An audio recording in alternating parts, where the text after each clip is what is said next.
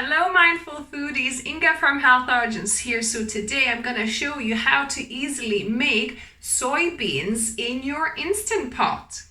So first of all, I've put 2 cups of dry soybeans and covered them with water quite a bit, so that obviously it when the beans expanded, it was enough water.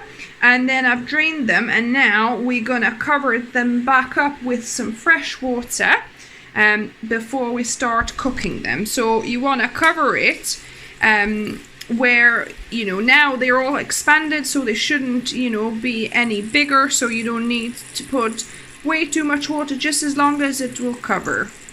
So yeah, so the beans are now covered. That's good. And now if you want to make sure you don't have gas, for example, if you have gas issues with eating beans, then you need a pinch of asafoetida, which looks like this. So it's just a powder, a kind of a spice. So you need just a good pinch, maybe a quarter of a teaspoon, or a bit less, maybe 1/8 of a teaspoon.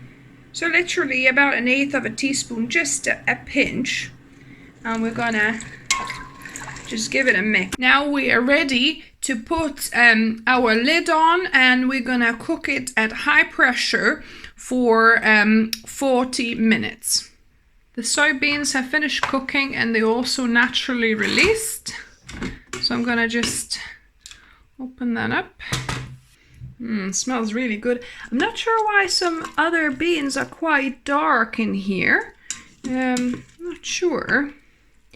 But anyway, I need to now drain this. We need to drain these beans. And this water, if you cool it down, is good for watering your plants. It's quite nutritious for plants, apparently. So I might keep that in a glass jar and let it cool down.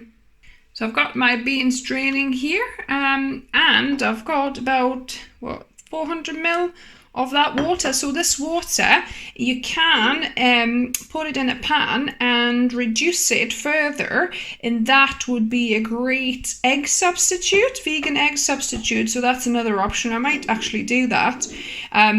Or if you want to use it for sweet things, don't add the asafoetida when you're cooking it. Then, if you want to do meringues from it, because that's also a possibility. You can use it instead of chickpea water. You could use this soybean water.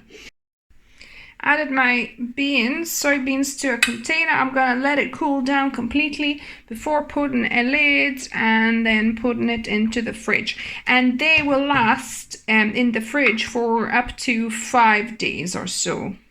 And now to the most important part, taste testing. So do a little, actually you need to pick it up with your little finger. So to know it's nicely done is when the soybean gets squashed with your little finger and thumb.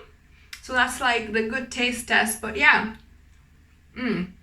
really nicely cooked, not too mushy. If you like your soybeans a bit firmer, and if you're gonna cook them further in some dishes, so perhaps you want to put 35 minutes rather than 40 minutes on high pressure. So yeah, so just reduce that by 5 minutes and you'll have a little bit of a firmer of bean. But this is perfect to kind of reheat and eat as is, or use for different recipes like burgers, roasts, etc. So yeah, so I hope you enjoyed the video. Give me a thumbs up if it was helpful. If you're new to the channel, welcome and subscribe for more videos on Wednesdays and Sundays. And as always, remember, food is fuel, so be mindful of what you put in the body. Until next time.